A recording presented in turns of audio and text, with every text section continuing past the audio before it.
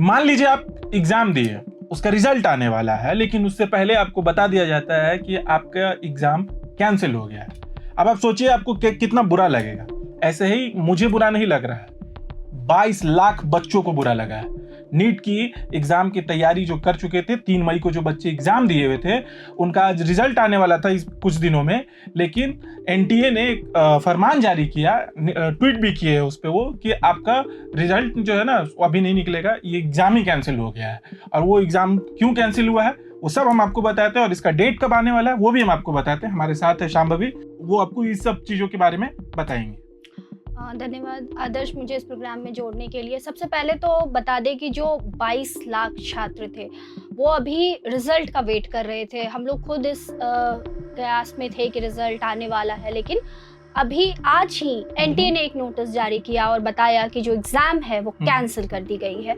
अब पहले तो मैं बताती हूँ कि इसके साथ ही एनटीए ने एक लंबा चौड़ा नोटिस जारी किया है, ट्वीट भी किया है। उस ट्वीट में क्या कुछ है, वैसे वो ट्वीट इंग्लिश में है तो मैं उसका अनुवाद करके आपको बता देती हूँ और अपने दर्शकों को, ताकि दर्शकों आसानी भाषा में समझ में। जी, आसान भाषा में कहें तो नीट ने सबसे पहले ये कहा कि परीक्षा कैंसिल कर दी गई है और दोबारा परीक्षा होगी। हालांकि डेट को लेकर अभी कोई क्लैरिफिकेशन नहीं दिया गया है, यानी कि स्पष्टीकरण नहीं है कि परीक्षा कब होगी, पर एनटीए ने कहा है कि इस मामले की जांच होगी। सीबीआई तक ये मामला समझिए कि पहुंच ही चुका है और एनटीए ने इसके आगे बोला कि छात्रों के हित के लिए ये फैसला लिया गया है, क्योंकि कई सारे बच्चों ने परीक्षा दी, तैयारी की, मेहनत की और अब पेपर लीक जैसी खबरें सामने आ रही हैं, तो एनटीए ने कहा कि छात्रों के हित के लिए ये फैसला लिया गया है और दोबारा आवेदन करने की ज़रूरत नहीं है। स्टूडेंट्स को जो एग्ज़ाम सेंटर उन्होंने चुना है, जो रजिस्ट्रेशन फीस दी है, उसी के तहत अब परीक्षा होगी, तो उन्हें कोई और शुल्क देने की ज़रूरत नहीं है। ये एनटीए ने बताया है, ये एक राहत की खबर है। लेकिन अभी जो स्टूडेंट्स हैं उनके दिमाग में सबसे बड़ा सवाल यही है कि परीक्षा कब होगी, उसकी डेट कब आएगी, जिससे लेकर एनटीए ने अभी तक कोई स्पष्टीकरण नहीं दिया है। आगे हो सकता है कि इसे लेकर एनटीए का कोई नोटिस जारी हो। हाँ, अभी आपने अपनी बातों में कहा कि एनटीए ने राहत भरी खबरें दी हैं कि मतलब उसमें सीबीआई का भी अब दखल होगा, सीबीआई जांच करेगी कि ये पेपर लीक कैसे हुआ।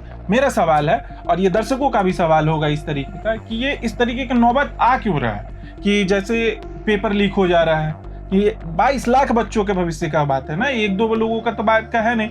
वहीं सरकारी जो काम है, जैसे कि आज शपथ समारोह था यहाँ गुवाहाटी में, तो वो हुआ, जो भी सरकारी काम है वो सब हो रहा है, लेकिन जहाँ पे बात बच्चों के भविष्य की है वहाँ पे वही काम नहीं हो रहा है। हम लोग कहते हैं ना कि ये जो बच्चे हैं हमारे आने वाले देश के भविष्य हैं, लेकिन इन्हीं बच्चों के इन्हीं भविष्य के साथ खिलवाड़ किया जा रहा है और ये ऐसा नहीं बार बार हो रहा है। तो आपको क्या लगता है शांभवी, ये कहाँ पे इतनी बड़ी चूक हो रही है? बिल्कुल, खिलवाड़ तो किया जा रहा है, लेकिन देखिए आदर्श, ये एक बहुत बड़ा लूप है, स्टेप बाय स्टेप गलतियां हो रही हैं, ठीक है। तो आप ये नहीं कह सकते, और खैर अभी तो ये मामला जांच के घेरे में है तो इस पे कुछ भी कहना अभी उचित नहीं होगा, लेकिन इसे ऐसे समझ सकते हैं कि एक पूरा लूप है, स्टेप बाय स्टेप गलती हो रही है। जो पेपर लीक का मामला है, आप देखेंगे कि 2024 में हुआ था, उस समय भी सबसे पहले जो है खबर में आई कि बिहार से कनेक्शन जुड़ा हुआ है, लेकिन उसके बाद उसमें और भी राज्यों का कनेक्शन सामने आया, जिसमें महाराष्ट्र, गुजरात जैसे बड़े बड़े राज्य हैं। तो अब ये अभी इस पे स्पष्टीकरण तो कुछ नहीं दिया जा सकता हमारे आपके एंड से। बाकी जो जांच में सामने आएगा उसका अपडेट हम दर्शकों तक पहुंचाएंगे, लेकिन जो एक चीज है कि एनटीए बार बार जो भी परीक्षाएं करा रहा है उसे लेकर ट्वीट कर रहा है और हेल्पलाइन नंबर जारी करता है, साथ ही कहता है कि कोई भी इंफॉर्मेशन आप व्हाट्सएप से या अदर प्लेटफॉर्म जो है वहां से हासिल ना करें, बल्कि एनटीए की ऑफिशियल वेबसाइट पे जाए। तो देखिए, स्टूडेंट्स और जो पेरेंट्स हैं उनको भी सावधान और सतर्क रहने की जरूरत है। कई बार होता क्या है कि हम अपने व्हाट्सएप पे देखते हैं कि एनटीए की कोई खबर आई या नीट से जुड़ी कोई खबर आई और हम उसको वहां से ही क्लिक कर लेते हैं, डाउनलोड कर लेते हैं, तो गलती यहाँ से भी होती है। तो इससे सावधान रहने की जरूरत है स्टूडेंट्स को। एक शांभवी, ये मेरा सवाल है, कहीं ना कहीं अभी इन बच्चों के मन में आक्रोश तो जरूर होगा ना कि उनका एग्जाम जो कैंसिल कर दिया गया, उनका मनोबल भी टूटा होगा, क्योंकि जो नीट का तैयारी है वो ऐसे नहीं होता है। एक मान लीजिए कि बिहार का एक बच्चा है, बिहार के किसी अदर जिले का, मान लीजिए सीतामढ़ी का बच्चा है जो कोटा जा रहा है, करीब 1400-1500 किलोमीटर दूर, वहाँ पे वो जाके रहकर सिर्फ और सिर्फ नीट की तैयारी करता है कोटा जैसे शहर में, और वहाँ पे एक दो नहीं करीब लाखों रुपए उस एक बड़े संस्थान जो आप कहते हैं जिसे कोचिंग सेंटर, उसमें वो पैसा पे करता है कि मेरा एग्जाम होगा, हम तैयारी करेंगे, बाकायदा वो तैयारी भी करता है, और फिर उसके बाद वही घटना हो जाती है कि पेपर लीक हो जा रहा है। तो कहीं ना कहीं अभी तो उनका मनोबल तो टूटा ही होगा।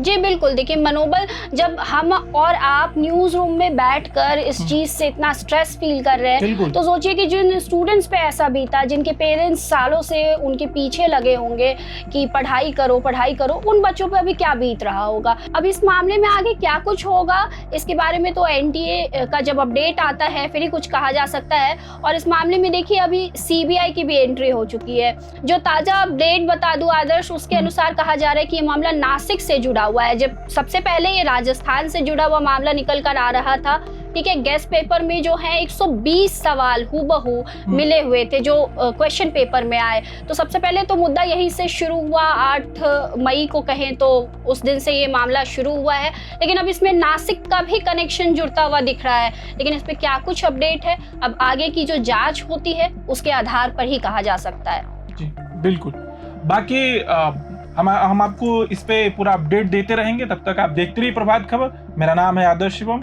और इनका नाम है शांभवी। प्रभातखबर.com, विश्वास वही, रफ्तार नहीं।